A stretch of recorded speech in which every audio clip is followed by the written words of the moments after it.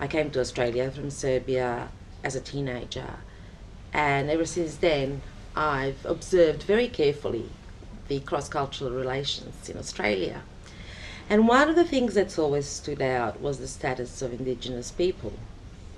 No matter how far away you've come from, it seems to me that a lot of migrants in Australia tend to be treated a lot better than the country's Indigenous population. Now that we are about a year and a half on from the apology to the stolen generations on behalf of the federal government, perhaps if we could start by talking a bit about the impact of the stolen generations, what stolen generations are in the first place, and the impact on Indigenous communities. Well, I think that's interesting the way you've initiated that discussion. Really, I find that new Australians, if you like, or people from other countries, perhaps understand Aboriginal or First Peoples of Australian issues better than Australian-born white Australians. So that's really quite interesting. But I think the year and a half since the apology by the Prime Minister to the stolen generation, I mean, that was a landmark event. I mean, it made a lot of Australians feel happy, I think.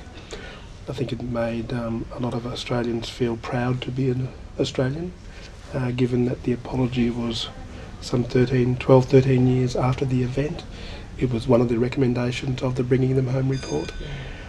I think there hasn't been enough done. I think probably what is badly required is some sort of public awareness program as to why the apology was made.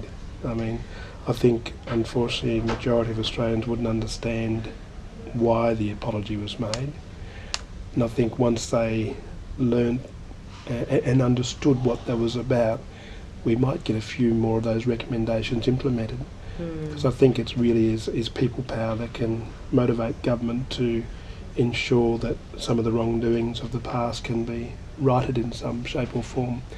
And I just don't think there's been sufficient done around reparation, education and compensation. I think a lot more can be done. What about the impact on social and emotional well-being, which is my understanding of how mental health is often called in Aboriginal communities. It's not a clinical term, it's actually a much more holistic term. Yeah. Where do we start? I think you're right. I mean, there's a number of sort of better informed people than myself that have talked about the impacts of previous policies. Dr. Helen Milroy put it well in recent times by talking about transgenerational effects of trauma.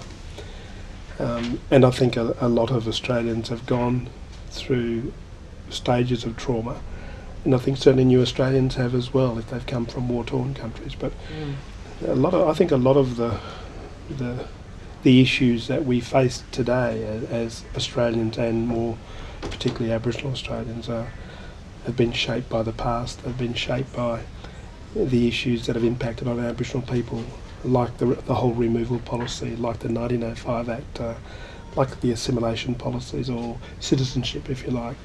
So there's, I think, an unfortunate intergenerational impact that it's had on Aboriginal people. And I liken it to my own family situation. My dad was one of 19 siblings that was removed, and my mother was one of 7. And I'm not suggesting that I experience any effects of that trauma of their removal, but certainly my extended family have. So I firmly believe that there are issues that modern day or contemporary Aboriginal Australians are experiencing now that have been introduced way back then, and it's shaped their psyche now, if you like. So if an Aboriginal person who is removed from family that's gone through some form of abuse, and our carers and the powers that be have neglected that abuse and or not provided or not been able to provide some sort of support and care for that person, when is it going to end? I mean, when does the healing start? And how is that going to impact on that person? And that person's children, if you like. Because to me, if it's not addressed, the next generation will inherit those sorts of issues. And the late Sir Ronald Wilson talked about that to a great extent in the Bringing Them Home report, where he said that there were issues that were transferred to the next generation and or previous generations. And I mean, I've been mindful too of my mother's mother was removed from Peak Hill Station up near Meekatharra. Right. Yeah. Dad's mother, and so it's multi-generational. It's multi-generational. About being removed from your family and brought up in a situation where you have to deny your Aboriginality and not practice your culture. Yeah. I think that it's Indigenous disadvantage is so obvious. Yeah. At least it is to me. What we really need to acknowledge is the white privilege. For better, white, is a very relative term, I think. But it's really where your standing in society depends in a large way on having a group of people who are so disadvantaged. I think we need to really acknowledge that. Oh yeah, I think it's a simple phrase that's used years ago, and there was a song, walk a mile in my shoes, So walk in my shoes and see how it feels. And that's, I guess, if I said that I'm saying I'm dysfunctional and or disadvantaged. No way, I don't believe I am, but I know my community is. I mean, I believe I've achieved reasonably well in my years on this planet by having good role models in my parents, even though they were removed and they experienced hardship themselves. But I guess through their perseverance and resilience, they've been able to bring up their children and grandchildren that have never been a problem for government, if you like. They've never relied on welfare and or government handouts, and as a lot of people say, it is government handouts. So I think that's been something that I've been kind of proud of, because I've had two good parents that have been able to live through those awful policies of the past. You see, that in itself is remarkable, but also positive. And I think it's important to have, within eyesight, those positive stories. Yeah. Well, all we ever hear about Indigenous communities is about negativity. That's right.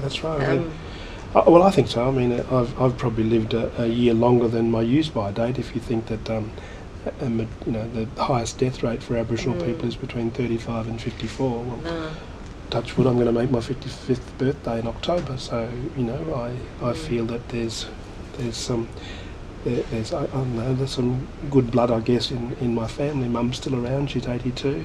Dad lived till he was 87. Okay. Yet there's still, that very high death rate of Aboriginal people. And, the Close the Gap campaign is attempting to address that. So I think there's some good measures or good strategies that government have in place that, if we're all committed to it, and I'm talking about the wider population as well, if we're all committed to understanding some of these issues and supporting it, I think things can be achieved so that equity is perceived or can be a reality. What specific measures do you think we would need in a mental health system to address those issues? I think mental health is probably similar to my own area of work as far as disability is concerned, in that it's the whole conceptualisation of what the term is, mental health and or disability. So I think once we get to understand that from an Aboriginal perspective, we'll be able to address it, and we as Aboriginal people can be better equipped as stakeholders to work with government and or service providers to provide that better service. I think there's far too much of difficulty around that as to what it all means, and if you like, it's a bit of a double whammy too. If you're mentally ill and or have a disability, you could be removed, which is, and that's not what we want. And that's not what we want. Happen. There's been generations and generations of people that have been removed from their families. So we've got to look at, be real about what the issues are, and look at what are the issues that cause these sorts of problems, and disability as well as mental health. Yeah, and I guess addressing that from simply a health perspective is obviously not enough. It comes to social and economic issues as well as the pure physical Yeah, I mean, we're living in a mental lucky health, country, yeah. for goodness sake. We're a rich country. We and, are. You know, We are a rich country. so it's there, it's staring you in the face. If we can have that same sort of equity as majority of other Australians do, we're going to be able to live healthier lives and, you know, in good health. I guess it really does come to the distribution of wealth more than generating more wealth per se. We don't necessarily need more than what we've got, but it's about where we put it. That's about where we put it. That's a key issue. Yeah, and I think reconciliation action plans in this state is going to play a big role in that. And we're the only state that's attempting to do that. All government agencies in this state have got, or should have, reconciliation action plans, where that's going to assist in closing the gap. So reconciliation action plans have to have had some consultation with Aboriginal people. Thank you. I think I've learnt. I've learnt a lot actually. Good I idea. always do. Thank you for your time. It's been a pleasure.